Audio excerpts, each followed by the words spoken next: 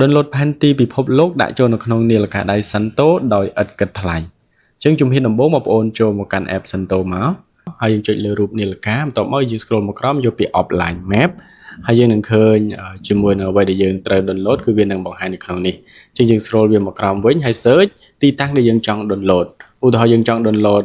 នៅលើតំបន់ណាអានេះអាច download បានពេញមួយប្រទេសចង់បានប្រទេសកម្ពុជាឬក៏ចង់បានប្រទេសហ្វាំងឡង់ឬក៏ចង់បានប្រទេសអង់គ្លេសយើងអាច download បានពេញមួយប្រទេស